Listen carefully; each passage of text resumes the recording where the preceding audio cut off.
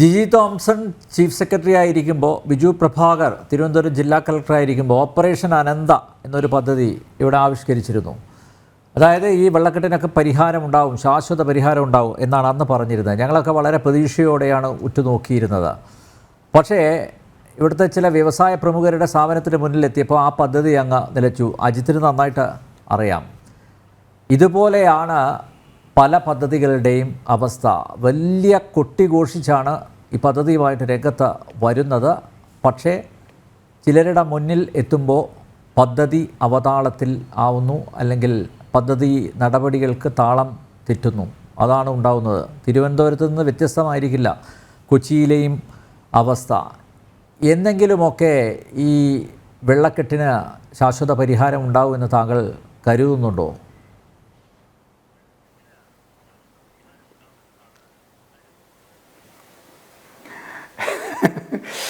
അനിൽ നമ്പ്യാർ എന്ത് ചോദ്യം ചോദിക്കണം. തൃശ്ശൂർ കുന്നംകുളം റോഡിനെ കുറിച്ചിട്ടൊന്ന് അറിഞ്ഞിരിക്കണം. കോഴിക്കോട്ടേക്ക് പോകാനുള്ള ഇപ്പോൾ പുതിയ നാഷണൽ ഹൈവേയുടെ അല്ല, ഏറ്റവും പ്രധാനപ്പെട്ട ഒരു പാതയാണ് തൃശ്ശൂർ കുന്നംകുളം. ആ തൃശ്ശൂർ കുന്നംകുളം റോഡ് കഴിഞ്ഞ 10-30 കൊല്ലമായിട്ട് വികസനം വഴിമുട്ടിയിരിക്കുന്നത് താങ്കളുടെ വായിൽ നിന്ന് ഇപ്പോൾ വീണതാണ്.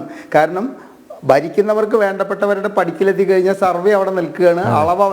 എല്ലാം അവിടെ കൊണ്ട് അവസാനിച്ചു. പിന്നീട് അതൊക്കെ കൂടിയിട്ട് തിരിച്ചെടുത്ത് പോയിട്ട് വീണ്ടും കുറച്ച് കഴിഞ്ഞാൽ വരും. അവിടെ നിന്ന് അളന്ന് കഴിഞ്ഞ് കഴിഞ്ഞാൽ അടുത്ത ഭരണകക്ഷിയിൽപ്പെട്ടവരുടെ അടുത്തേക്ക് എത്തി, സ്വാധീനമുള്ളവരുടെ അടുത്തേക്ക് എത്തിക്കഴിഞ്ഞാൽ. അപ്പോൾ ഇതൊക്കെ നമ്മുടെ നാട്ടിലുള്ള സാധാരണ പതിവാണ്. എനിക്ക് ശ്രീ അജിതിനോട് ഈ സ്മാർട്ട് സിറ്റി പദ്ധതിയെ കുറിച്ചിട്ട് അദ്ദേഹം വളരെയധികം ഉത്കണ്ഠയും ഒരു ആഗ്രഹമൊക്കെ പറഞ്ഞപ്പോൾ ഈയിടെ മരുമകൻ മന്ത്രി പറഞ്ഞൊരു ഡയലോഗ് കേട്ടിട്ട് രാത്രി സുഖമായിട്ട് കിടന്നിട്ട് ഉറങ്ങുക. താങ്കൾ കേട്ടിട്ടുള്ളത് തന്നെയാണ്, ഞാൻ ഒന്നും കൂടി ഓർമ്മിപ്പിക്കുകയാണ്. ആഗ്രഹങ്ങൾ കുതിരകളാണ് എങ്കിൽ ഭിക്ഷാന്തേഹികൾ പോലും സവാരി ചെയ്തേനെ. ഇത്രയേ ഉള്ളൂ ആ കാര്യത്തിൽ. അതിനെക്കുറിച്ചിട്ടൊന്നും വലിയ പ്രതീക്ഷയൊന്നും, അതിന് യാതൊരുവിധ പ്രതീക്ഷയും വേണ്ട. അതൊക്കെ ഇങ്ങനെ കുറച്ചൊക്കെ പോവും. അത് കഴിഞ്ഞ് കഴിഞ്ഞാൽ അത് നിൽക്കും, വീണ്ടും തുടങ്ങും. ഇപ്പം എൻ്റെ വീട്ടിൽ 3 വയസ്സുകാരനായ ഒരു കുഞ്ഞുണ്ട്. ഞാൻ ഉറപ്പിച്ച് വിശ്വസിക്കുന്നു ഒരു 18 വയസ്സ് അവനുള്ള സമയത്ത് പോലും ഈ തിരുവനന്തപുരം നഗരത്തിൻ്റെ ഈ സ്മാർട്ട് സിറ്റി പദ്ധതി ഒന്നും തീരാൻ പോകുന്നില്ല. ഒരു പദ്ധതിയും തീരാൻ പോകുന്നില്ല. അല്ലാതെ ഞാനൊരു ഗുരുവായൂരിൽ നിന്ന് ഏകദേശം ഒരു 500ഓളം ഭക്തർക്ക് തൊഴാൻ പറ്റാതെ ഇന്നലെ വൈകുന്നേരം മുതൽ ഇന്ന് രാവിലെ വരെ മടങ്ങേണ്ടി വന്നിട്ടുണ്ട്. കാരണം അമ്പലത്തിൻ്റെ ചുറ്റും കെട്ടി നിൽക്കുന്ന വെള്ളമാണ്. നമ്മളൊന്ന് ആലോചിച്ച് നോക്കണം. ക്ഷേത്ര നഗരി, കേരളത്തിലെ ഏറ്റവും കൂടുതൽ, ഇന്ത്യയിലെ തന്നെ ഏറ്റവും കൂടുതൽ വരുമാനമുള്ളൊരു നഗരം. 2428 കോടി രൂപയാണ് ഭഗവാൻ ശ്രീകൃഷ്ണൻ്റെതായിട്ട് വിവിധ നാഷണലൈസ്ഡ് ബാങ്കുകളിൽ ഫിക്സഡ് ഡെപ്പോസിറ്റ് കിടക്കുന്നത്. പക്ഷേ ഭഗവാൻ ശ്രീകൃഷ്ണന് പുറത്തിറങ്ങി വന്നിട്ട് ഈ അമ്പലത്തിൻ്റെ ചുറ്റും കാന നിർമ്മിക്കാനോ അതിനെ യഥാർത്ഥ വഴിക്ക് തിരിച്ചുവിട്ടുകൊണ്ട് അത് എന്ന് അവസാനിക്കുന്നിടത്ത് എത്തിക്കാനോ സാധിക്കില്ല. അതിന് ഭരണകർത്താക്കൾ തയ്യാറാവണം, ദേവസ്വം ഭരിക്കുന്നവർ തയ്യാറാവണം, ഗുരുവായൂർ മുനിസിപ്പാലിറ്റി തയ്യാറാവണം. ഗുരുവായൂർ മുനിസിപ്പാലിറ്റി കഴിഞ്ഞ 10 വർഷമായിട്ട് ഭരിച്ചുകൊണ്ടിരിക്കുന്നത് CPM ആണ്. ദേവസ്വത്തിൻ്റെയും കഴിഞ്ഞ 10 വർഷമായിട്ട് ഭരണം കൈയാളുന്നത് CPM-ന്റെ നേതൃത്വത്തിലാണ്. അപ്പോൾ ഒരു ഗുരുവായൂർ ക്ഷേത്രത്തിൽ പോലും ക്ഷേത്ര ദർശനത്തിന് അസാധ്യമാകും വിധം വെള്ളക്കെട്ട് നിയന്ത്രിക്കാൻ പറ്റാത്തൊരു സ്ഥലത്താണോ ശ്രീ അനിൽ നമ്പ്യാർ എന്നോട് ചോദിക്കുന്നത് ഈ വെള്ളക്കെട്ട് മാറും എന്നുള്ള പ്രതീക്ഷയുണ്ടോ എന്ന്? കഴിഞ്ഞ 20 കൊല്ലമായി അനിൽ നമ്പ്യാർ ഈ ഗുരുവായൂരിൻ്റെ വെള്ളക്കെട്ട് പരിഹരിക്കാൻ വേണ്ടിയിട്ട് കോടിക്കണക്കിന് രൂപ ഓരോ സ്ഥലത്തും കുഴിച്ചിടുന്നു.